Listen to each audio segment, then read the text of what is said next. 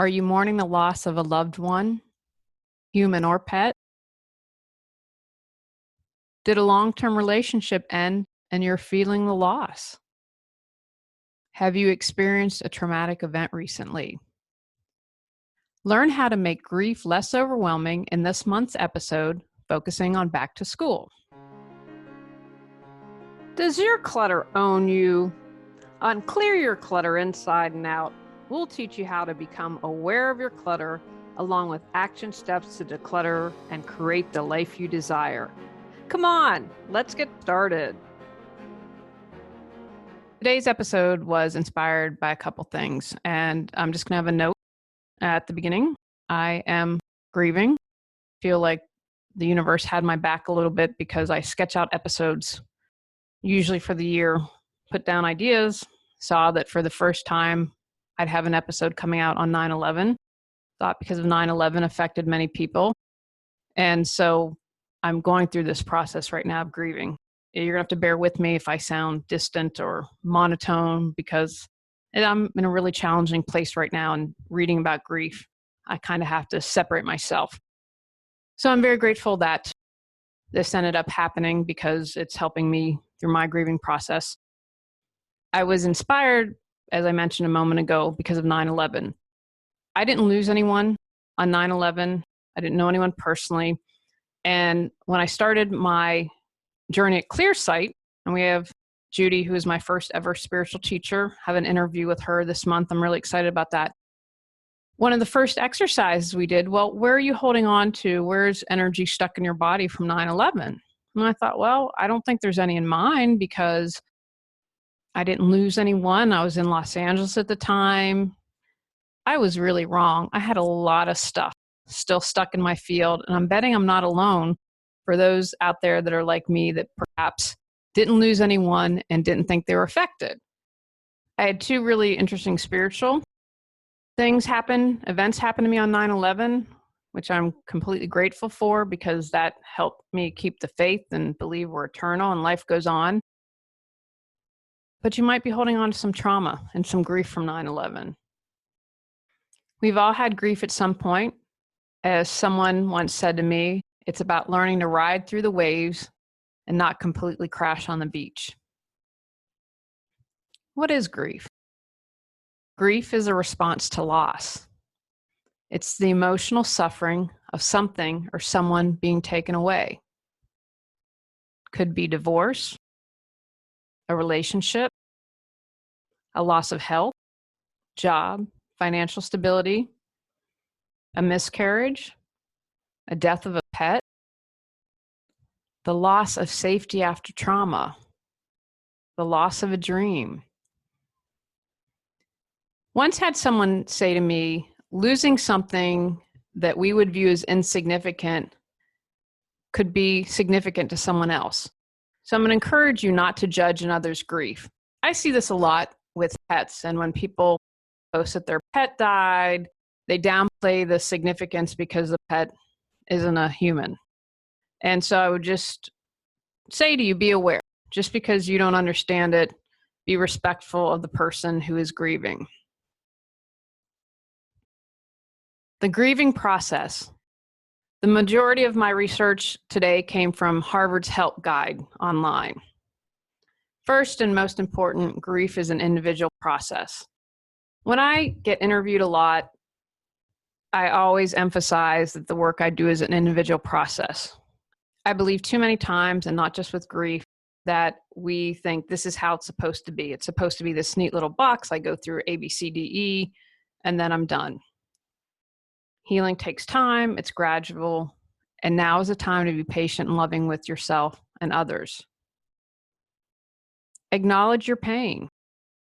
Talk a lot about feeling your feelings. There's an episode just on that, feeling your feelings. Accept that grief can trigger many different and unexpected emotions. I'm going through this now, and it's accurate. I have burst into tears while in public. Not fun, but I'm not beating myself up for it. Had people stare at me before, I can have them stare again. Recognize your grieving process is unique. You're not going to have everything in a neat little box. Get support with trusted people. So important. If you can't be face-to-face with someone, use Skype or Zoom. I believe it's really important to be able to physically see that person. Take care of yourself physically. Now, I'm being challenged with this right now. The grief is really fresh, and so I've had about 10 days of complete emotional comfort food, the reason why they call it comfort food eating, but I'm not beating myself up. I'm allowing myself the space to do this. And recognize the difference between grief and depression. And I'll talk a little bit later when perhaps we've been stuck in grief too long. There are stages to grief. This is from psychiatrist Elizabeth Kubler-Ross. I didn't realize that what I had understood the stages of death, that they are applied to the stages of grief. She had worked with terminally ill people, and these are the guidelines that she has. It's not set in stone. The first stage is denial. This can't be happening to me. The next is anger. Why is this happening? Who's to blame? Bargaining. Make this not happen or make it happen, and in return, I will fill in the blank. Depression. I'm too sad to do anything. And finally, acceptance. I'm at peace with what happened.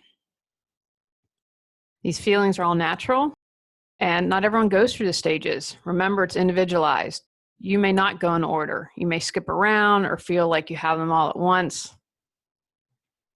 There is no one size fits all. Just be prepared that these are the things that are going to come up. What else are you going to experience? Shock and disbelief. Right after a loss, it can be hard to accept what happened. I know I started to go into denial, wishful thinking. You may feel numb, have trouble believing that the loss really happened, or even deny it. When my grandmother died, for a few months afterwards, I'd pick up the phone to call her. I knew she wasn't there, but it like momentary loss of memory. Sadness. This is probably the most universally experienced symptom of grief. You also may feel empty, despair, yearning, or deep loneliness. You may cry a lot or feel emotionally unstable. Guilt also comes up. You may have regrets or feel guilty about things you did or didn't say or do. You may also feel guilty about certain feelings. I had a friend of mine who his partner was sick, and he cared for him. He had a long illness, and there was relief. Relief was part of the emotions when he died. And if someone's taken care of someone for a long time, they might feel guilt that they felt relief. And after death, you may even feel guilty for not doing something to have prevented the death, even if there was nothing you could have done. Anger. Even if the loss was nobody's fault, you may feel angry and resentful. You may be angry with yourself, God, the universe, doctors, or even with the person who died for abandoning you. You need to blame someone for the injustice. Fear.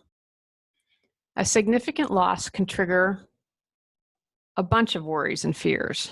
You may feel anxious, helpless, insecure. You might even have panic attacks. A loss can trigger fears about your own mortality, of facing life without a person, or responsibilities you may now face. Physical symptoms of grief. I didn't even think as I started this process that there would be physical symptoms, but there are. You can have fatigue, nausea, lowered immunity, weight loss or weight gain, aches and pain, and insomnia. Stumbling through grief. Seek support, whether that's friends, family, a coach, a psychiatrist, a support group, your faith. Now is not the time to go it alone. You need support. Seek it. Self-care. Now, more than ever, it's important to take care of yourself. The stress of a major loss can quickly deplete your energy and emotional reserves. Looking after your physical and emotional needs will help you get through this difficult time. Face your feelings. It's hard, and you might try to suppress your grief, but you can't avoid it forever. Feel your feelings, which include pain. When I'm eating comfort food, I'm trying to avoid my feelings. Avoiding sadness and loss only prolongs the process. Unresolved grief can also lead to depression, anxiety, substance abuse, and health problems. As I'm going through this grief, I understand now why people turn to drugs and alcohol. It's to shut off the feelings and to stop it. I also had a friend whose girlfriend committed suicide because she couldn't get over her loss. I understand that now. I didn't understand it until I faced something so devastating myself. Express your feelings. I'm dealing with my loss through writing a book. It is one thing that's keeping me sane, and I'm having myself do it daily. You might want to journal. You could write a letter, make a scrapbook or photo album celebrating someone's life or your new life, or get involved in a cause or organization that was important to your loved one if you lost someone. Maintain your hobbies and interests. There's comfort in routine, and getting back to activities that bring you joy and connect you can support you in the grieving process. Don't let anyone else tell you how to feel, and don't tell yourself how to feel either. Shut down people who tell you it's time to move on or get over it. Let yourself feel whatever you feel without embarrassment or judgment. I told you I burst into tears. I wasn't going to judge myself. I have complete compassion for myself. Remember, it's okay to laugh, find moments of joy, and let go when you're ready. A relative of mine got married a couple years after her husband died. Some people would be critical. I view it as awesome. You fell in love with someone again. And if you have crappy opinions like that, keep them to yourself. You have all the answers within. Got Clutter, 365 journal prompts books support you in figuring out how to clear your clutter. Get control of your clutter so your clutter doesn't control you. Reclaim time, money, sanity, and resources. Choose from physical, mental, emotional, spiritual, energetic, holidays, relationships, financial, health, or compilation volumes. Free MP3 meditation with purchase. Learn more at reawakenyourbrilliance.com. Be aware of triggers. Anniversaries, holidays, and milestones can reawaken memories and feelings. Be prepared for an emotional pow and know it's normal. If you're sharing a holiday, talk to people ahead of time about their expectations, how you can honor someone if you've lost someone, or for them to be prepared, you might need to go into a bedroom and cry. Take care of yourself physically. When you feel well physically, you're better able to cope emotionally. Combat stress and fatigue by getting enough sleep, eating right, and exercising. Don't use alcohol or drugs to numb the pain of grief or lift your mood artificially. Again, I understand why people do that. It dulls the pain. I haven't turned to drugs and alcohol because I'm aware. One time I'm super grateful for all the personal development work I've done and the spiritual path I'm on because I have awareness. I'm depressed right now. In the past, I don't think I knew when I was depressed. And looking back, I can see times in my life where I was depressed. So I have enough awareness that it's keeping me from doing something that would be unhealthy like that. And I'm not going to eat junk food forever. I'm giving my time, my body, my mind, my soul to do some junk food eating as a part of my process. When grief becomes complicated grief or depression, the sadness of loss is something that never goes away completely. The key is it shouldn't remain center stage. If your pain is constant and severe and prevents you from moving forward and living your life again, You may be suffering from complicated grief. Complicated grief is being stuck in an intense state of mourning. You may have trouble accepting a death or be so preoccupied with what happens that it disrupts your daily routine and undermines your relationship. The time someone you love and trust to check in with them. Do I have these symptoms? Because here's what is going on when you have complicated grief. An intense longing and yearning for a deceased loved one or for things to be differently. Intrusive thoughts or images of your loved one or loss. Denial of the death or loss or a sense of disbelief. Imagining a loved one is still alive or the life you desired is possible. Searching for a deceased loved one in familiar places. Avoiding things that remind you of your loved one or loss. Extreme anger or bitterness over your loss. And a feeling that life is empty or meaningless. If a death or event was sudden, violent, or otherwise extremely stressful or disturbing, complicated grief can manifest as psychological trauma or PTSD. If you're feeling helpless and struggling with upsetting emotions, memories, and anxiety that won't go away, you may have been traumatized. If this is you, seek support. And there is no shame in seeking support and asking for help and saying, I'm stuck. I don't know how to move forward. I can't get past this. Seek help. If you're experiencing symptoms of complicated grief or clinical depression, talk to a mental health professional right away. Left untreated, complicated grief and depression can lead to significant emotional damage, life-threatening health problems, and even suicide. I mentioned my friend's girlfriend that committed suicide after the loss of her child. She just could not get over that loss. She had another child that was still alive, but her loss was so significant, she wasn't able, and she was getting help and in support groups, and she couldn't get past it. Contact a grief counselor or professional therapist if you feel like life isn't worth living,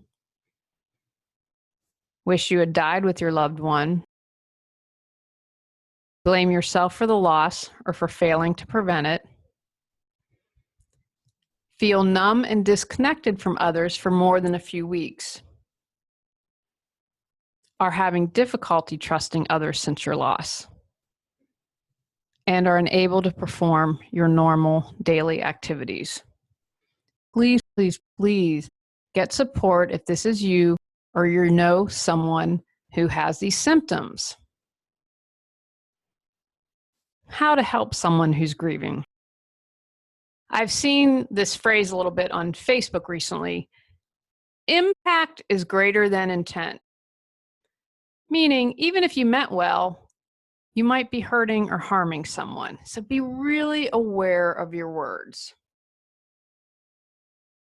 You know someone who's unable to have kids, don't say, I struggled with infertility for 10 years, so I know what you're going through. If you have 3 kids and they aren't ever going to have a kid, it's not helpful. Be aware of what you're saying. Here's how you can help. Listen. How does a grieving person really feel? Thank God for my friend Cotty. I have a voice of sanity, but someone that I can just vomit all my words over and who listens. Express concern. I'm sorry to hear this happen to you. How can I support you? Let the person talk. Many times people need to tell the story again and again. Be patient. When they are sharing the story, it's a way of processing and accepting. With each retelling, the pain lessens. By listening patiently and compassionately, you're helping your loved one heal. Ask how they feel. Emotions can change rapidly, so don't assume you know how they're feeling at any moment. If you've gone through a similar loss, share your own experience if you think it would help.